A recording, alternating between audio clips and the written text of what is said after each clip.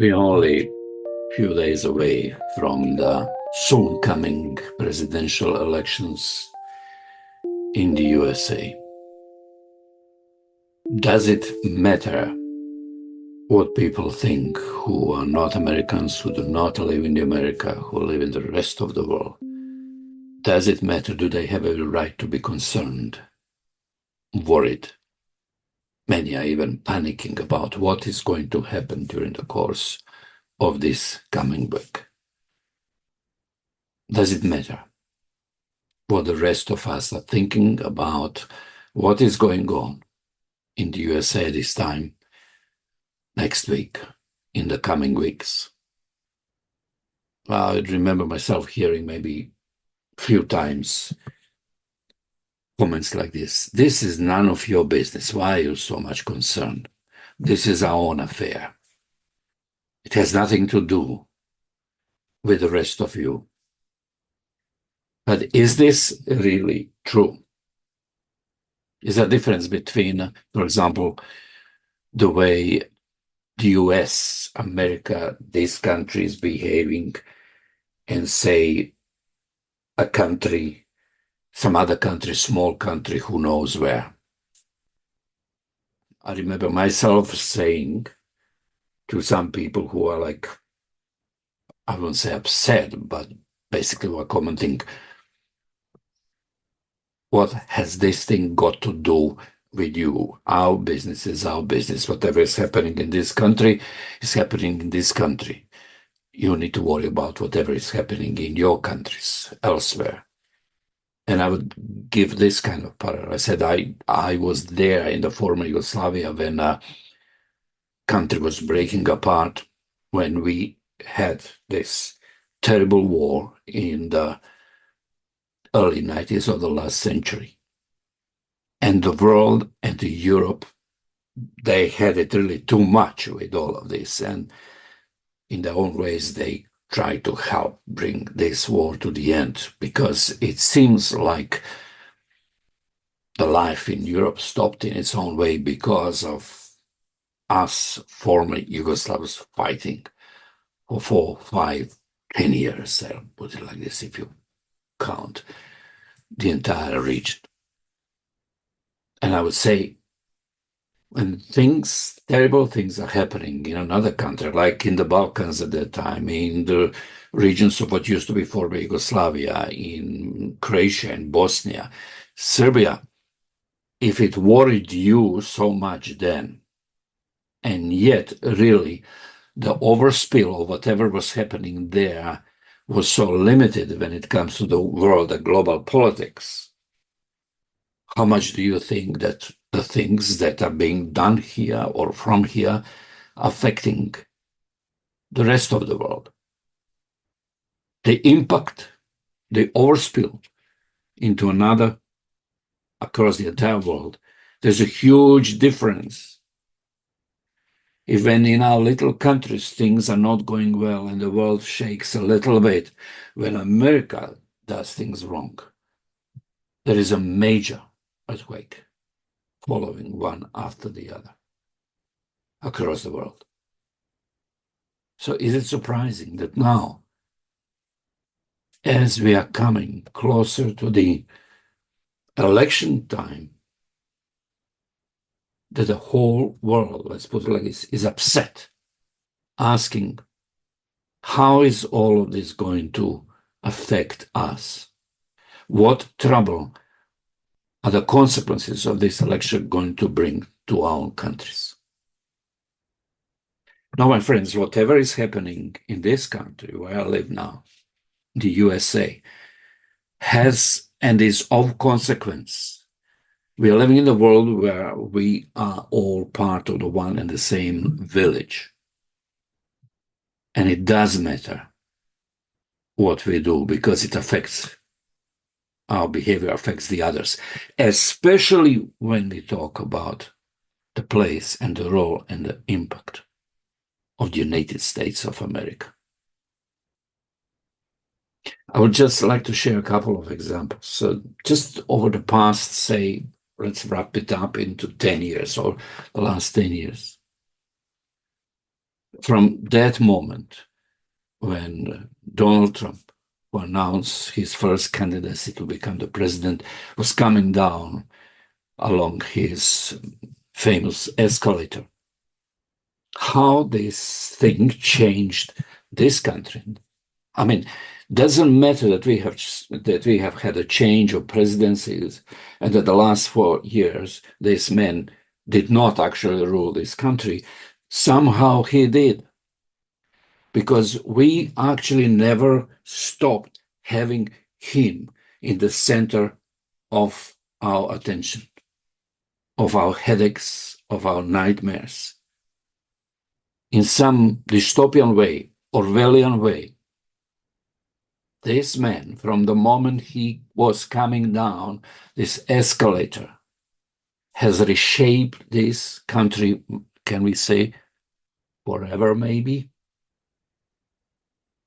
Up to that point of time, there was at least some decency in the way that political leaders, government leaders, politicians, all of those people who are shaping the character of this country, there was at least a certain way of decency, civility, by which they would be talking to each other. Well, I'm generalizing, and it doesn't mean that everything was always fine and nice and cozy. I'm just saying there was a kind of still accepted way of conduct, where even if you didn't think it like this, even if you didn't like your political opponent, you would still speak, address that person with civility. But from that moment, since Donald Trump came down this escalator, everything changed. A new normalcy has been introduced. Insulting the opponents, putting them down, lying, twisting the things, rudeness being brought to the point of extremes, acting despicably and with impunity and without any remorse, demonizing those who are on the other side, demonizing not only those who are on the other side, but demonizing ordinary people, demonizing anyone he did not like. This became a new standard.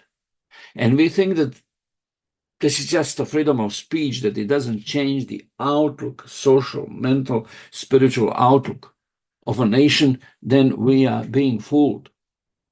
Because using the hate speech, using the language of threats, using the language of demonization, dehumanization, became a new acceptable standard. The language of lying all the time became a new acceptable standard, which has loosened not only him, but started creating a new generation of leaders and politicians who would start acting likewise. And it's not surprising that today, not only Donald Trump, but a number of other leaders are actually talking nonsense all of the time and think that this is all right. You may ask the question, what does this have to do with the international community? It has. So often I can hear this kind of arguments, that whatever bad is happening in Europe and the rest of the world, this is impacting America, and we don't want this here. No, my friends, over the last 10 years, whatever garbage is happening here is impacting, overflowing like waves and tsunamis into the rest of the world. If you pay attention to what is happening in a number of other countries, you can see several things happening exactly what they are happening here. The rise of authoritarian ambitions. You have, let me call it like this, you have tons of little Trumps across the world who are waiting for their moment and who are using the same methods. Some of them are more successful already, the others are less successful up to this moment. But you see the same pattern happening. Leaders of the countries using rude language, using language of intimidation, of threats, of demonizing their opponents, spitting verbally over them, speaking the language of hate as an accepted model of a political dialogue. It has become a global model of how the leaders are behaving. Beginning with this country, spilling over to Russia. We can talk about Israel and Netanyahu and the way he speaks. And then we can go to a number of little banana countries and we can find all of those characters. Little Trumps, little Putins, little Netanyahus, to speak figuratively, acting the same way. Just one illustration, that something that's happening in a little country of Croatia now, just over the last few days. One of the retired generals who has political ambitions, he's speaking openly, calling people in uniform to disobey their leaders, to disobey, to come in an act of revolt against them, because he thinks this is going to bring him to the top. And he says, when I get to the place where I need to come, I will pardon you all. A familiar language.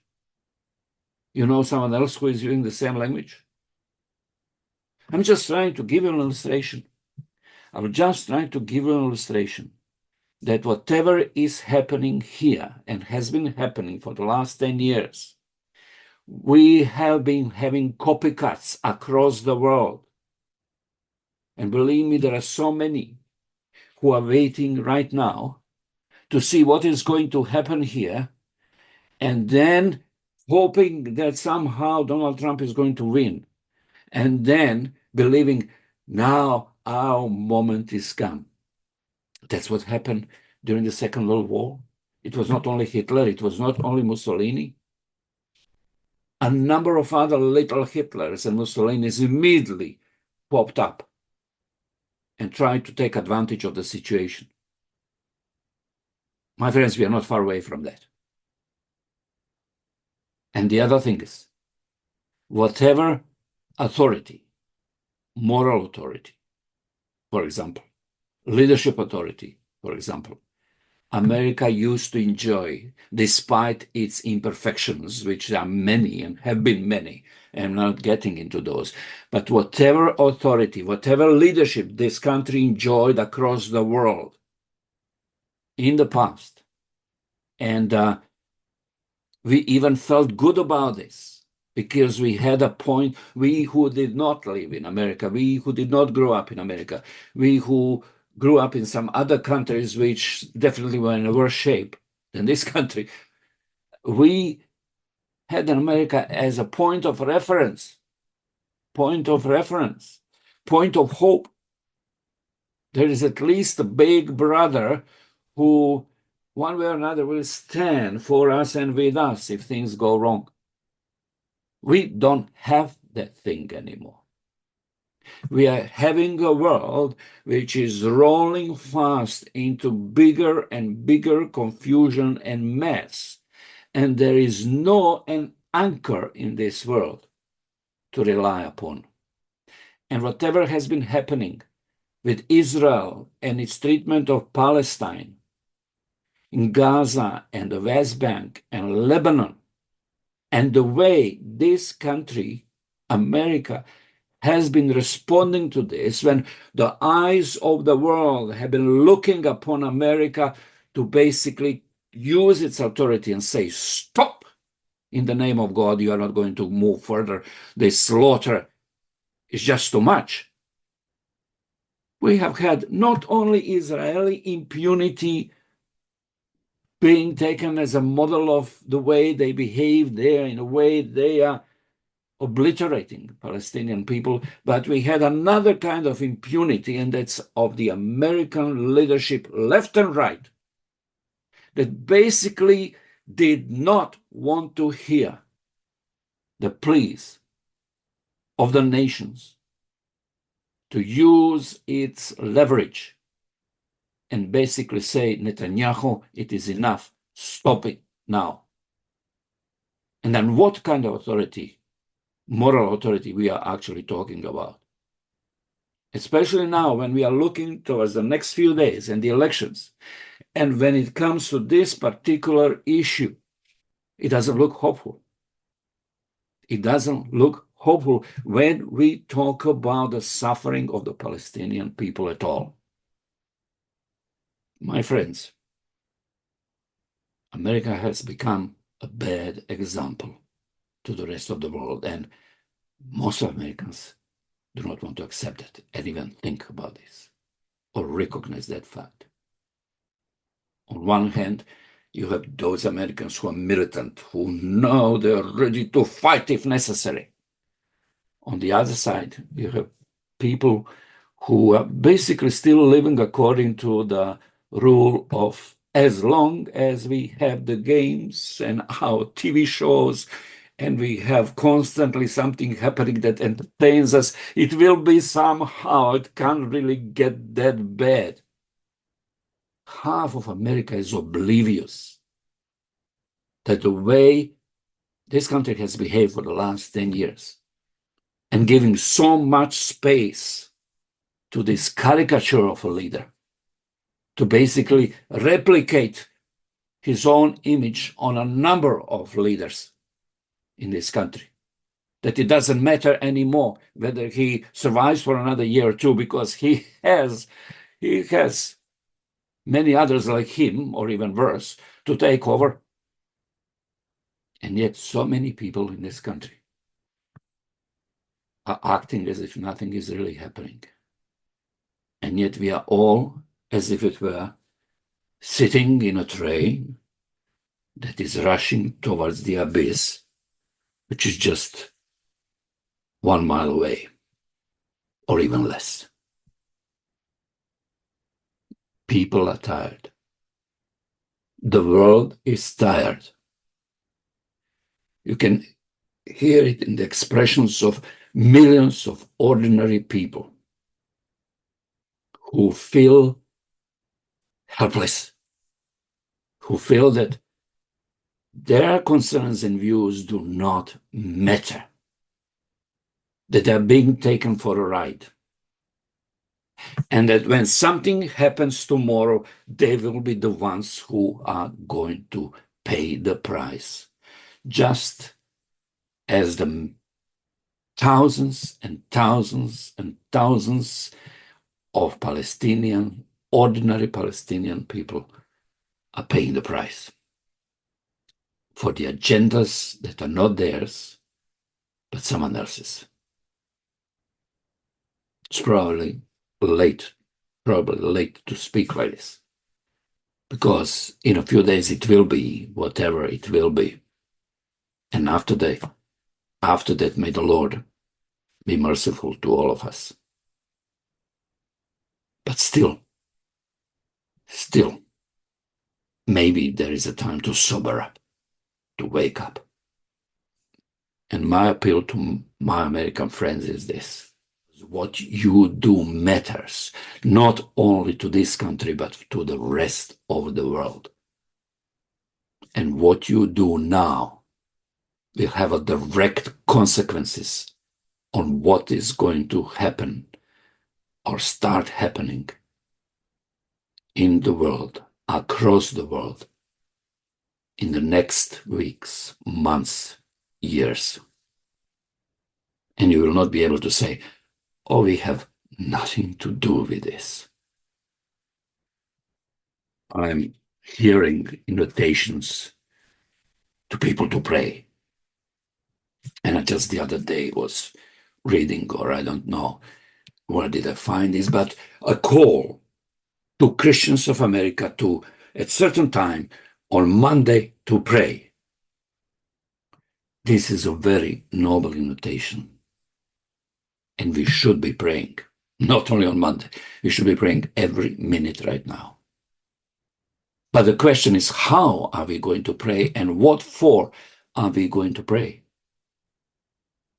Because those people who issued this invitation for prayer on Monday, I'm afraid, are people who are coming forward with the very agenda that is going to destroy this country and create an additional mess in the world. Because they have turned the reality of what is happening here completely upside down. You can't pray and expect your prayers to be fulfilled if your prayers are not honest and self-searching.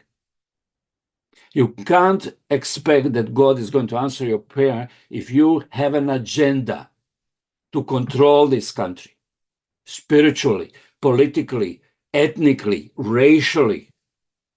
You can't expect to have the Lord answering your prayer because he will not hear these kind of prayers. Unless you come and I come and we come before the Lord and we say, Lord, we have sinned. We have all turned this country upside down. We don't care about the people anymore. We don't care certainly about those who are the most abused in this country. We don't care for people who are unfortunate. We just care about our selfish interests.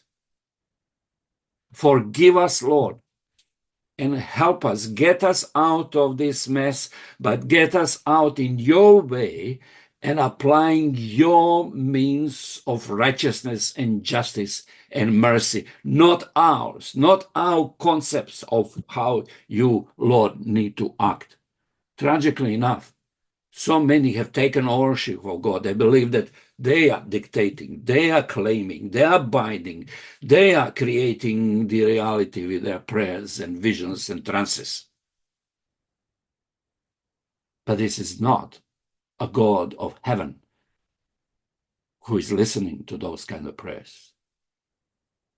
Maybe this nation has a chance if we will come before the Lord honestly and also giving a space to a possibility that we have been completely wrong with our anticipations, with our projections, with the ways how we have turned Christianity in this country upside down completely and have turned Jesus into kind of militant, I don't know, Trump-supporting Messiah. I'm sorry, my friends, that I have to speak like this. But if you're upset, and some others, believe me, most of the people in the world are upset right now and are worried what is going to happen next week. And even more so, what is going to happen in the weeks after that and months after that and maybe years after that. Not only what is going to happen to American society and Americans, but what is going to happen to them as a direct consequence of this circus here. May the Lord bless us all, help us all, and create in us hearts that truly seek Him in righteousness, but not out of our selfish concerns and our impunity.